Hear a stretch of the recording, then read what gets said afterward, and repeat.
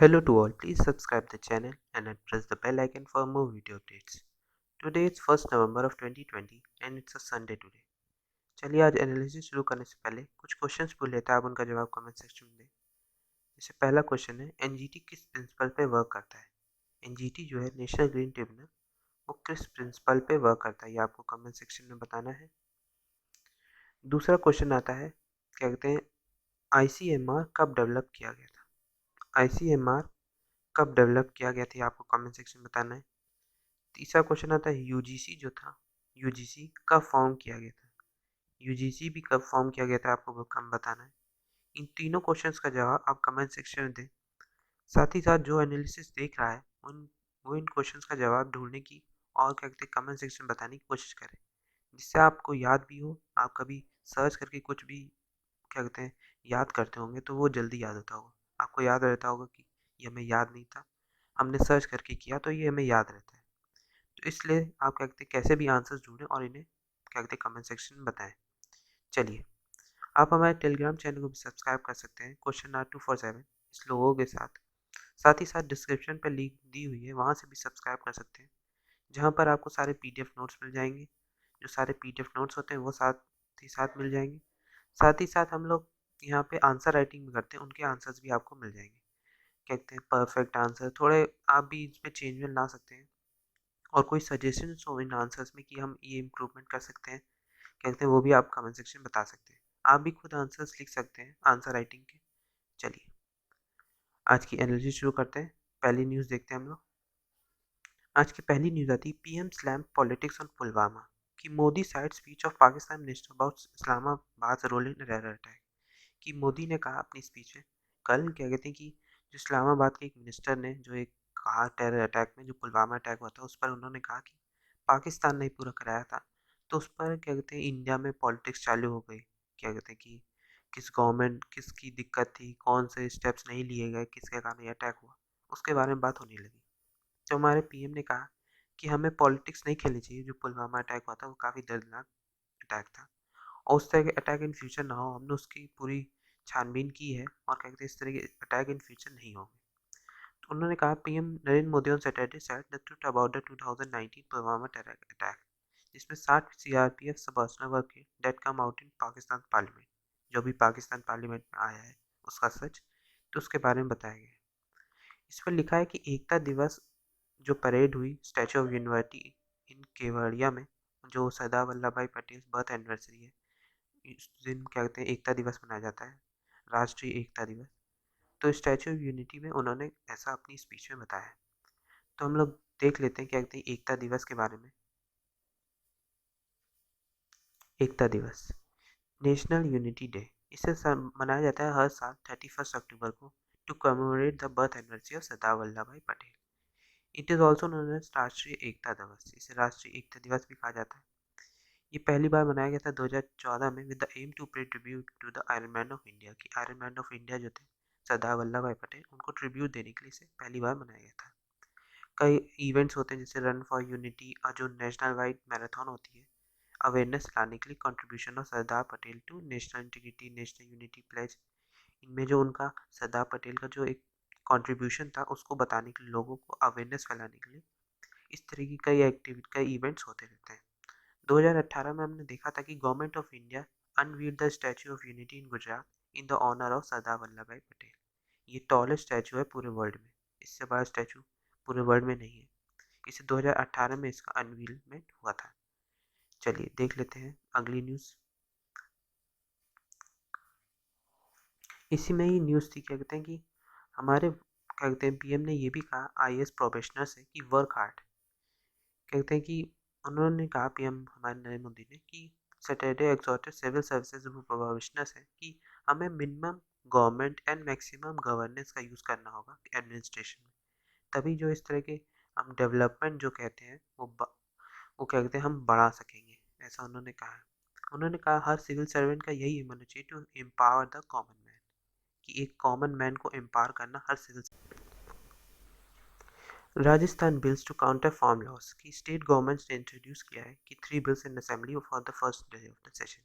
कि राज्य जैसे अभी पंजाब ने अपने जो कहते हैं जो सेंटर फार्म बिल्स लाए थे उस पर अपना अमेंडमेंट लाया कि उन्होंने अपने स्टेट में नए बिल्स लाए, 3 बिल लाए, उसके काउंटर कहते हैं काउंटर कह सकते हैं काउंटर अमेंडमेंट। तो उस तरह के बिल लाए जिससे वो कहते हैं वो जो लॉज हैं फार्म लॉज वो पंजाब में ना रेस्ट्रिक्ट हो सके। तो उसी तरह राजस्थान ने भी बिल लाए अपने 3, पहले डे ऑफ द सेशन में ही उन्होंने 3 बिल लाए जो इस तरह के लॉज को काउंटर करने के लिए जो सेंटर फार्म लॉज है उनको। तो इस न्यूज़ में वही बताया गया। चलिए अगली न्यूज़ देखते हैं हम लोग। अगली न्यूज़ आती है park in Kolkata set to turn waste into art. कि हमने देखा एस्प्लेंडर बस डिपो जो है will soon host a unique art installation made of old used tyres. कि जो कोलकाता में जो एस्प्लेनेड बस डिपो है उसमें एक यूनिक आर्ट इंस्टॉलेशन जल्दी देखा जा सकेगा ओल्ड और यूज टायर्स को यूज़ करके, ऐसा इसमें बताया गया। इसमें कहा गया उन्होंने बेस्ट आउट ऑफ वेस्ट बनाया है जिसमें कहा गया जो एस्प्लेनेड बस डिपो है जो हाँ कोलकाता में वो एक तरह से noise of buses chugging of drums is all set to have a unique art installation. कि वो ओल्ड टायर्स का यूज़ करके वो जल्दी एक नए तरह के यूनिक आर्ट लाने वाले हैं। West Bengal transport corporation WBTD is giving final touches to what it calls country's first tyre park. कि जिसे कहा जा सकता है इन कंट्री का पहला टायर पार्क।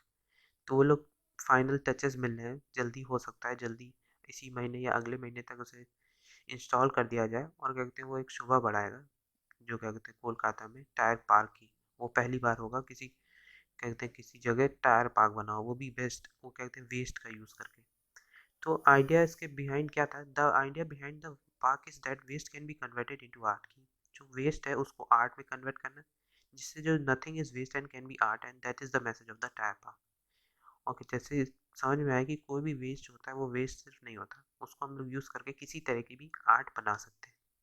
तो इस टायर पार्क का यही मैसेज होगा कि कहते हैं कि हम वेस्ट आउट ऑफ वेस्ट निकालें और वेस्ट से हम लोग कोई आर्ट बनाए कोई भी यूज़फुल चीज़ बना सके। इसका ये मैसेज लोगों तक फैलाना होगा। चलिए अगली न्यूज़ देखते हैं।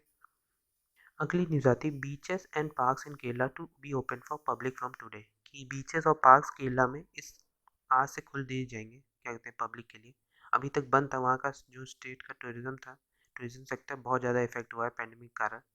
तो इस पर गवर्नमेंट ने कहा है कि अब वो बीचेस और पार्क्स खोल देंगे केरला में पब्लिक के लिए आज से। तो बहुत दिनों बाद खुलेगा, लगभग 6-7 महीने बाद। तो देखना है कि टूरिज्म बढ़ता है कि अभी थोड़ा इफेक्ट आता है पैंडमिक का कारण, क्योंकि केरला में केसेस फिर से बहुत ज़्यादा आने लगे थे ओनम के कारण। ओनम जो उनका फेस्टिवल होता है बहुत बड़ा फेस्टिवल, उसके कारण थोड़ी सी कहते हैं मिसअंडरस्टैंडिंग के कारण या कह सकते हैं थोड़ा मिसकंडक्शन के कारण वो जो गाइडलाइंस दी थी वो क्या कहते हैं अच्छे से फॉलो नहीं हुई, इसी कारण फिर से केसेस वहाँ पे बढ़ गए थे। इसमें ये भी लिखा है बीचेस पार्क्स एंड म्यूजियम जो केरला में will be open for tourist from Sunday. की आज से खोल दी जाएंगी बीचेस पार्क्स म्यूजियम जिससे टूरिज्म एक्टिविटीज़ बढ़े और जो 8 महीने से बंद थी उनमें थोड़ा टूरिज्म सेक्टर में थोड़ा फंड आए। चलिए अगली न्यूज़ देखते हैं हम लोग। अगली न्यूज़ आती tigress keeps forest official on tenterhooks. क्या कहते हैं इसमें कहा गया टाइग्रेस जो है क्या कहते हैं 9 ईयर ओल्ड टाइग्रेस जो वायनाड से लाई गई कुछ दिन पहले ही, उसमें कहा गया है कि वो कुछ दिन के लिए ये जो टाइगर्स देखा जा रहा है वो लॉयन सफारी पार्क जो नेवर में है उसे लाया गया है वायनाड से। तो हम लोग देख लेते हैं वायनाड और नेयार वाइल्ड लाइफ सेंचुरी, ये दोनों वाइल्ड लाइफ सेंचुरी है। ये नेयार वाइल्ड लाइफ सेंचुरी में टाइगर्स को रखा गया है और ये वायनाड वाइल्ड लाइफ सेंचुरी से लाई गई है। तो हम लोग दोनों वाइल्ड लाइफ सेंचुरी को देख लेते हैं। वायनाड वाइल्ड लाइफ सेंचुरी इसे ये है केरला में। वायनाड वाइल्ड लाइफ सेंचुरी ये इंटीग्रल पार्ट है नीलगिरी बायोस्फीयर रिजर्व का। इसे बनाया गया 1973 में। नीलगिरी बायोस्फीयर रिजर्व जो है वो first from India to be included in the UNESCO designated world network of biosphere reserve. जो वर्ल्ड नेटवर्क है बायोस्फीयर रिजर्व का उसको कहते हैं यूनेस्को लिस्ट में ये पहली थी जिसे world network of biosphere reserve में रखा गया था। जो अदर वाइल्ड लाइफ पार्क हैं जिन्हें विद इन द रिजर्व जो हैं उसके नीलगिरी बायोस्फीयर रिजर्व के वो है Mudumalai wildlife sanctuary, Bandipur national park, Nagarhole national park, Mukurti national park और साइलेंट वैली। ये लगभग 344 स्क्वायर किलोमीटर की एरिया में स्प्रेड है।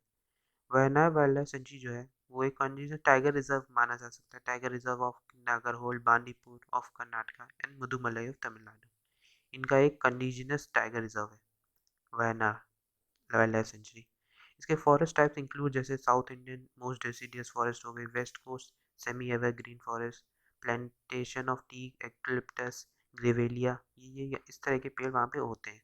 तो वो एक तरह के south Indian most deciduous forest है। आप कमेंट सेक्शन में बताइए डेसिडियस फॉरेस्ट क्या होती है। डेसिडियस फॉरेस्ट क्या होती है, ये आप कमेंट सेक्शन में बताएं कि होती क्या है डेसिडियस फॉरेस्ट। वहाँ पे जैसे मैमल्स देखे जा सकते हैं, कई कहते हैं जानवर जैसे elephant, gaur, tiger, panther, sambar, spotted deer, barking deer, इस तरह के कई और क्या कहते हैं कई तरह के मैमल्स भी, जो मेजर मैमल्स हैं वो भी वहाँ पे फाउंड होते हैं। चलिए अब देखते हैं Neyyar wildlife sanctuary. Neyyar wildlife sanctuary पड़ती है south east corner of the western Ghat के। Neyyar wildlife sanctuary is the drainage basin of the Neyyar river and its tributary Mullayar और कल्लर। जो नया wildlife sanctuary forms a part of Agasthyamalai biosphere reserve. जो Agasthyamalai biosphere reserve है उसका ही एक पार्ट है।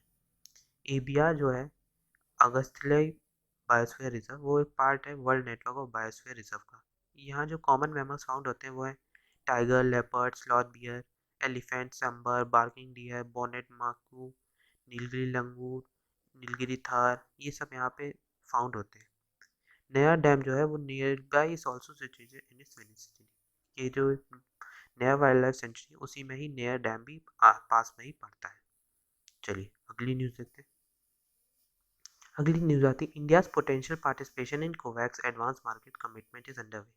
कि जो इंडिया का पोटेंशियल पार्टिसिपेशन है कोवैक्स वैक्सीन में, जो वैक्सीन इस वक्त मार्केट में कहा जा रहा है कि जल्दी आ सकती है, तो एक तरह से उसका कमिटमेंट बाकी देशों के साथ थी कि उनको प्रोवाइड होगी, तो उसके बारे में ये पूरी न्यूज़ बताएगी कि वैक्सीन कैसे ट्रांसपोर्ट होगी, कब दी जाएगी बाकी कंट्रीज़ को, कैसे उसका मार्केट बनाया जाएगा कोवैक्स वैक्सीन का, तो उसके बारे में पूरा इसमें बताया गया है।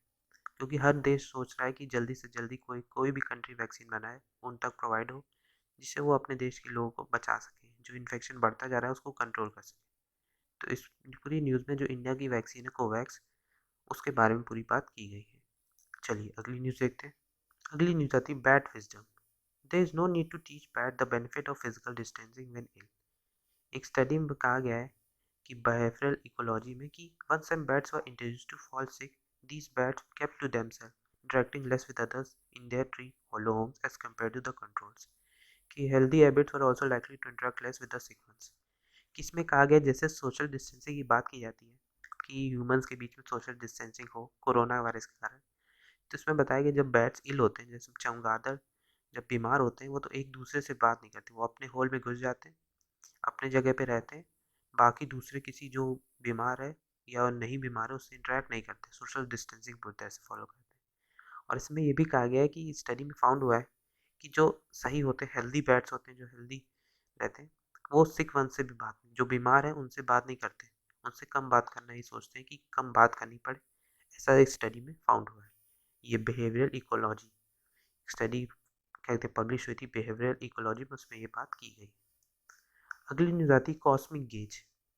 इसमें बताया गया if calculation made by astronomer जो कॉर्नल यूनिवर्सिटी के हैं, उसमें कहा गया कि at least 1000 planets out there which have a good view of the अर्थ।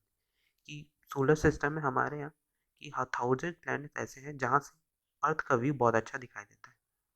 इसमें ये भी लिखा है the look at star which lie on the earth Eclipse. इसमें ये भी लिखा है एक्सो प्लैनेट्स जो होते हैं around the star could be able to see the earth transiting the sun and thereby study its biosphere. ये जो एक्सो प्लैनेट्स हैं सोलर सिस्टम में, वो जो स्टार्स के अराउंड रहते हैं, वो क्या कहते हैं अर्थ को देख सकते हैं कि वो सन के अराउंड रिवॉल्व कर रहा है, और उसकी स्टडी भी कर सकते हैं उसके बायोस्फीयर की। ऐसे इसमें बताया गया है। तो हम लोग देख लेते हैं ये एक्सो प्लैनेट्स क्या होता है। एक्सो प्लैनेट्स इसको हम लोग देख लेते हैं। Exoplanets all the planets in our solar system जो ऑर्बिट कराते हैं around the sun. Planets that orbit around other star are called exoplanets. की जो भी कहते हैं एक्सो प्लैनेट्स जो होते हैं वो जो सारे प्लैनेट जो ऑर्बिट करते हैं स्टार, किसी भी स्टार के around. Exoplanets are very hard to see directly with telescope. इनको बहुत हार्ड है टेलीस्कोप से देखना।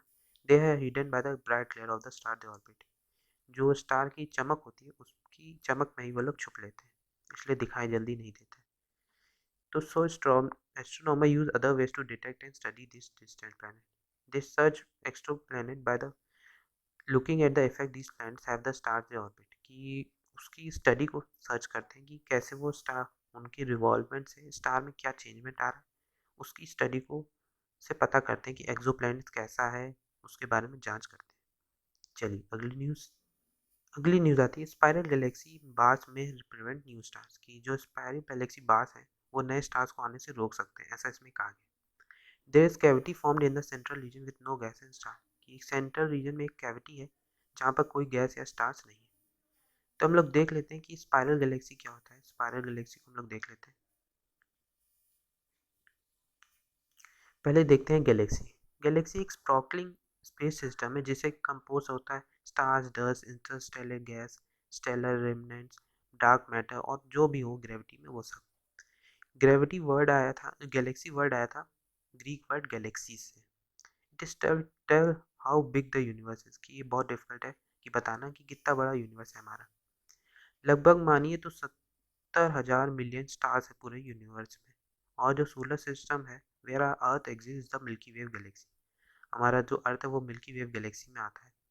स्पाइरल गैलेक्सीज क्या होती है ये देख लेते हैं हम लोग। स्पाइरल गैलेक्सीज है फ्लैटेंड द शेप, कि जो फ्लैटेंड शेप की होती हैं, जो इस शेप की होती है, इस शेप की, या ऐसे बस समझिए ऐसे।